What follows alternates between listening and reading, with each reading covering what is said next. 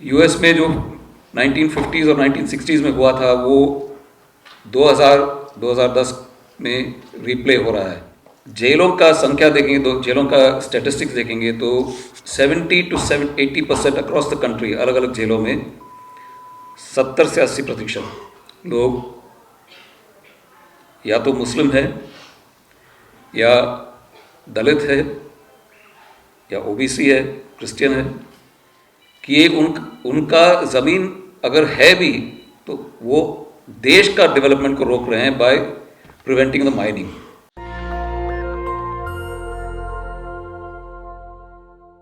हमें थोड़ा सा पीछे जाना होगा 2005-2007 के टाइम में, जब यूपीए गवर्नमेंट ने अंडर मनमोहन सिंह, डॉक्टर मनमोहन सिंह ने कहा कि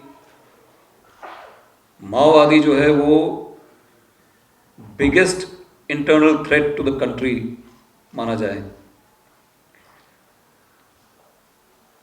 यानी कि देश के अंदर से ये खोखला कर रहे हैं।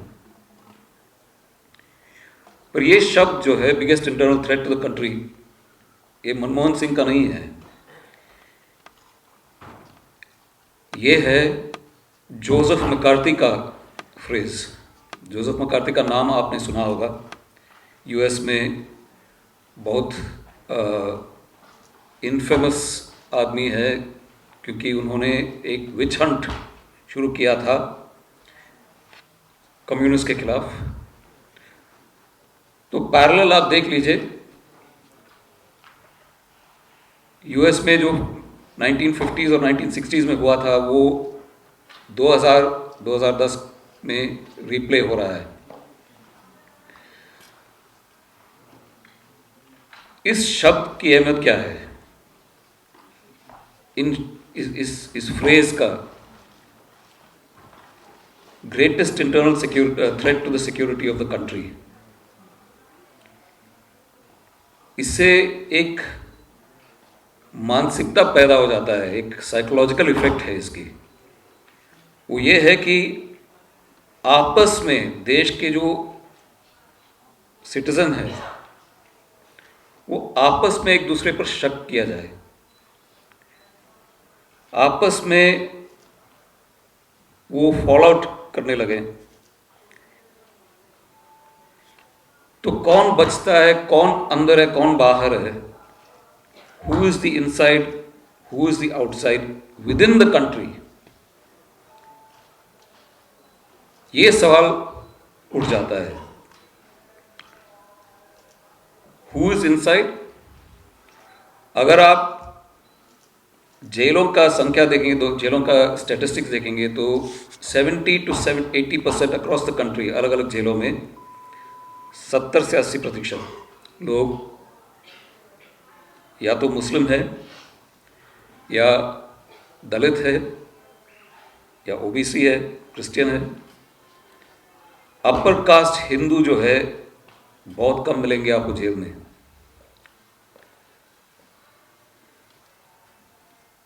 एक तरह से ये एक सोशल इंजीनियरिंग भी कह सकते हैं कि लोगों को अलग अलग तरीके से अलग अलग किया जाए।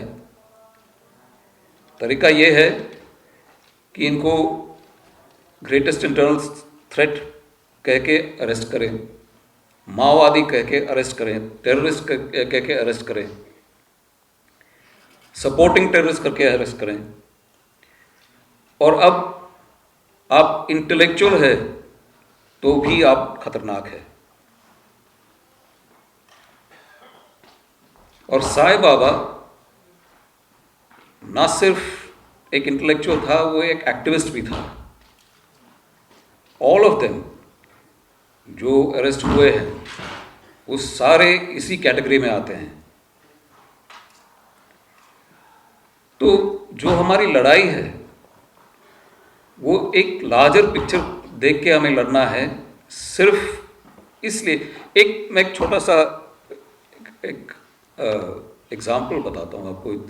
कुछ साल पहले 2010-2011 की बात है, एक इंटरनेशनल प्रेस कॉन्फ्रेंस हुआ था जिसमें यही सारे बातें रखी थी कि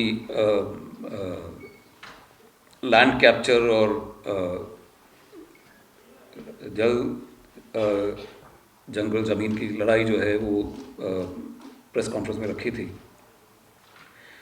तो कॉन्फ्रेंस के बाद एक फॉरेन जर्नलिस्ट, शायद जर्मनी से थी, वो मेरे से आके पूछी कि आपका क्या राय है। तो मैंने कहा कि it's their land, they have the right to it. वो तो ठीक है, she said, that is all right, but the minerals that are under the lands belong to everyone, not to them. तो ये एक पर्सपेक्टिव है, ये एक विचार है जो पब्लिक में बहुत स्ट्रांगली अभी बैठ गया है कि ये उनका ज़मीन अगर है भी तो वो देश का डेवलपमेंट को रोक रहे हैं बाय प्रिवेंटिंग द माइनिंग। तो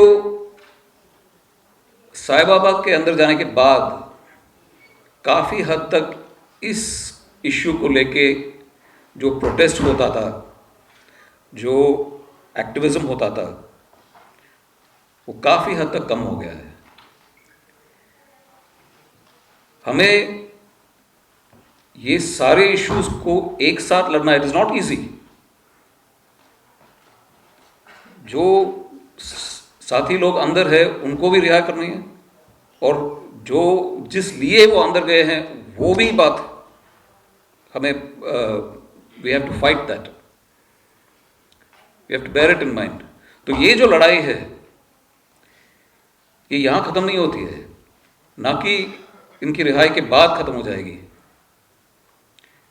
बल्कि we have to enhance it, we have to accelerate it. और भी बहुत कुछ करना है बाकी। तो मैं चाहूँगा कि इनकी रिहाई के लिए हम लड़ें, इंश्योर करें वो बाहर आएंगे तो और कॉन्फिडेंस आएगा हमें। पर बात सिर्फ वहाँ नहीं रुकना है, बात आगे भी बढ़नी है। Thank you. नेशनल दस्तक की आपसे गुजारिश है कि अगर इसको बचाना चाहते हैं तो नेशनल दस्तक को सब्सक्राइब करने के लिए रेड कलर के सब्सक्राइब बटन को दबाएं, फिर बेल आइकन की घंटी दबाएं। नेशनल दस्तक को बचाने के लिए बहुत जरूरी है कि हर खबर को शेयर करें, लाइक करें, कमेंट जरूर करें।